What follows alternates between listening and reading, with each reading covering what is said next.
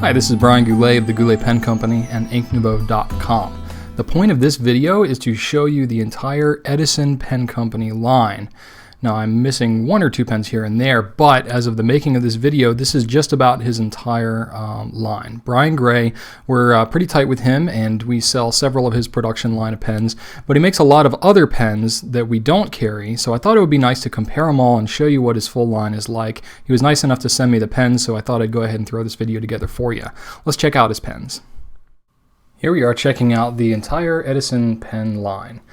Now, I'm missing a couple of versions, but this is essentially the guts of it.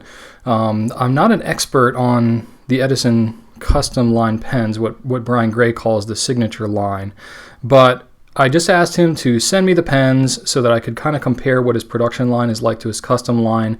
The reason is because his custom line, which is all of these pens right here, these are the ones that Brian really built his company on, the Edison Pen Company. And this is what most people were familiar with. The production pens, these ones over here, these are actually a more recent occurrence, only in the last year or so as of the making of this video, not even a year actually, have these pens really come about. So these are the ones where he really built the core of his business, and this is where a lot of his existing customers are familiar with the pens.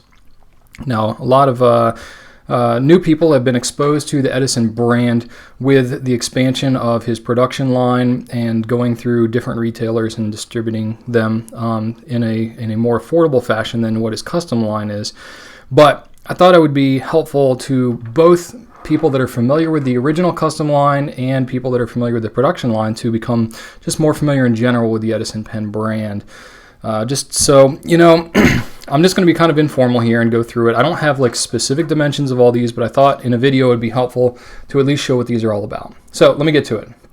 I have a list here actually that I'm going to kind of refer to all these, but the first one I'm going to start off with is the Herald. Now the Herald is a pen that was formerly a part of the custom line. And the custom, I keep calling it custom. It's actually considered the signature line. But anyway, here is the Herald. Now, this is the old version of the Herald, what was a part of the custom line originally. You can see here it's got the contour grip, which if you're familiar with the Premier at all, it's the same kind of grip that's on there. A nice tapered body, a torpedo style. Actually not all that dissimilar from the Premier, but there's a lot of subtle differences. And here is the Herald. Now, I'd be remiss if I didn't go ahead and talk about the difference between the old Herald and the new Herald, what I'm calling the new Herald, because the new Herald is what's in the production line. So the Herald was a popular style. Brian Gray brought it over to the production line, and so it's available in three different materials in the production line. And the most noticeable change that he made was actually to the grip section here. He went from the completely concave grip to this kind of tapered grip. And I'll see if I can get that focused in there. There you go. So that's the biggest change, is rather than this perfect little dip in the middle, it goes to kind of a taper and then flares out just a little bit. The other change that he made is very, very subtle. You actually can't even really tell the difference, but the body of the pen is tapered just a little bit more on the production line so that it posts just a little bit better. In my testing, I didn't notice a huge difference, but that is something that, you know, you may be able to tell a difference, maybe not. But anyway, that's the Herald. The next one I have here is the Stillwell. Now this is a fancy looking pen. It's an overlay pen. Absolutely gorgeous. Just the detail work on this overlay is really pretty amazing. And I'll just kind of let you drool over it here for a minute. I don't know too much about this pen. I know it's more expensive than all the others basically because of this overlay, but it looks really nice. Brian recommends, if you're doing an overlay, to stick to a very basic material in the acrylic. That way the overlay really stands out. And then you can see here, this version is the Stillwell. I believe that it's very similar to the which one is this? The Glenmont. No, sorry, the Huron. It's very similar in size to the Huron. I think it's probably based somewhat similar off that. But anyway, this is the Stillwell. Okay, next we have the Pearl. This is a very, very popular style. It's a very fat pen. The cool thing about this pearl is this is a bulb filler. Now, a lot of you may be familiar with Brian's bulb fillers, and I'll show you what that's all about. So it's got that same contoured grip that you are familiar with from the old version of the Herald and the Premier. But the bulb filler, this has an ink window. It's a blue ink window. And the way the bulb filler works, most of Brian Gray's pens are cartridge converter. But the way that the bulb filler works is that you unscrew the back. It's got a blind cap. And you just squeeze this little part right here. And it's got a little breather tube that comes up in here. And as you squeeze it, it draws vacuum into this huge body of cavity of ink. And it just holds the ink right in this middle section here. Really kind of a cool thing, kind of a unique design that Brian has come up with. This is a very, very hot in-demand thing. Very expensive to do that bulb filler because it's a lot of custom stuff that's going on, so it's not available in any of the production pens. Okay, next I've kind of introduced this already, but this is the Huron. This is a longer pen than a lot of the others. Very much in a vintage style, you know, especially with the clip being as seated as low as it is. Very long cap. Sorry, I haven't been trying to post any of these as we go here, but these all so far, these are all postable pens. There's only really two pens I think that Brian has that are not posting. The Pearl posts okay. It posts pretty well, but it's not super secure. You may kind of want to jam it on there a little bit, but I maybe wouldn't post that one, but there you go. This is the Huron. It's pretty long if you like to post it. But it has kind of another unique grip section there. He's got several grip sections that he uses. So this one kind of tapers down and then has kind of a lip right here. Excuse me if I'm not using the correct terminology. But there you go. That is the Glenmont. A little bit thinner, longer pen. Sorry, the Huron. Geez, I keep saying Glenmont. The Glenmont is the next one. That's why I keep saying Glenmont. Here's the Glenmont. Okay, so this is fatter cap and then kind of tapers down. I really like this material he has actually. This is his Purple Dew is what he calls this. So this one posts really well. Got the same concave grip there that several of the other pens do. And this one's got a nice balance to it. This has the same, now I don't know if you can, I believe you can mix and match clips on his custom lines. I mean, I think he has ones that he recommends, but you know, really as far as his custom goes, you can pretty much do whatever you want with it. This is the Mina. The Mina is really, really cool. And this one is a special material too. This one is laminated. He does this one special himself. This pen is not postable. Okay, it's got kind of this flare, you know, this kind of tapered flare. It almost looks like a tube of mascara, to be honest with you.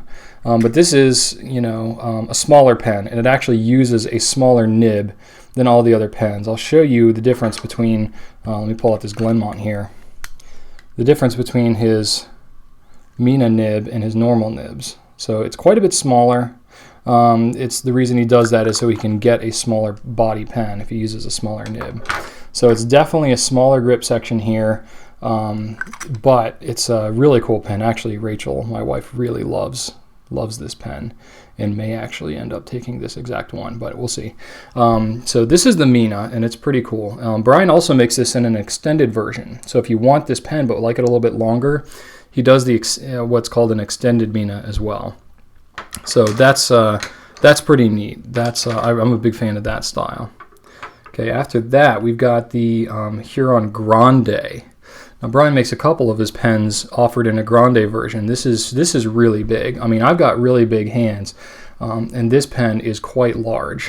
Fills my hands. It actually probably looks more like a normal size pen in my hands, but my hands are so big that it looks, normal. So this one does not post so great. So I would not recommend posting this one. But this one, let's see here. I've got the Herald Grande, and here's the regular, which you can consider the regular Huron. So the regular Huron is pretty big already, but you can see how much bigger that Grande is. It's probably 3/4 to maybe an inch longer. Forgive me my non-exact dimensions there. But there you go. The Herald Grande is by far the longest pen of all of these. Okay, I'm getting out of order here. Okay, next we have the Herald Grande. Okay, so I had the Herald already here in the beginning that I showed you. This is the Herald Grande. It uses the same clip. The clip's a little higher up, but you get the idea of the size difference between the Herald and the Herald Grande. It's pretty dramatic difference. The Herald Grande is a very large pen. It's got a straight kind of taper to it. It does not have that contoured grip section on it, so it's going to feel much larger in your hand, a much larger grip section. And as far as posting goes, it does post pretty well. So there you go. Forgive the mismatch there. I did that. Okay, next we have the Morgan. Now this one is a kind of a unique design, stands out from the other ones. It's kind of like the Pearl in the fact that the fattest part of the pen is actually where the two sections meet, but and then it tapers off on both ends. Okay, so this one is postable, and it's actually a pretty comfortable pen. It's got that contour grip on here too. Now, you know, it's got these contour grips, and Brian sent me these, but these were out of his collection, I guess, that he already had kind of prepared. I believe, now Brian will correct me if I'm wrong, but I believe that you can get whatever grip section you want on any of these pens. That's kind of the point of this signature line, is that it is fully customizable and that you can kind of mix and match whatever options you want. You can get a top made out of a different material as the bottom, and you know, you can kind of mix and match and get a lot of customization out of it. So this is the Morgan. It's pretty good length. All of these pens are on the large side. You know, the Mina is the only one that's probably going to be closer to what most of you are used to in the size of a pen. But these are all pretty large pens, so just kind of be aware of that. That's kind of his thing. Now, that's the signature line. That's everything that I have here that's part of his signature line. I know he probably has some pens that he used to make that he no longer does, and probably has other pens that he has yet to make that are not in this video, and I'm sorry for that. This is the most comprehensive that I can make at the moment. But let's move on to the Premier. The Premier is a pen that the Goulet Pen Company and Edison Pen Company collaborated together to design. It's been a very popular style. Same kind of torpedo shape as what you've got going on with the Herald. The Herald was, I'm not going to say it was inspired, it was a factor. There were parts that we liked about the Herald that we kind of chose for the Premier. It was inspired from other vintage pens as well. We kind of piecemealed a bunch of things we liked about it. The biggest difference between the two is the clip is, this is the clip that we picked specifically for the Premier. This kind of tapered design with a little bit of swirl to it. It's a neat clip. It kind of complements the rest of the pen. But it's a long pen, it's a thin pen, it's a little bit thinner than the Herald. The whole pen is kind of thin through and through, and we kind of liked that about it, that torpedo thing. So that's the Premier. It's available in 4 different colors in a production only from the Goulet Pen Company. The next one we have is the Collier. This is one of the newer additions to the line. This pen is a much larger pen. It's very kind of fat and rounded. This does not post, so be aware of that.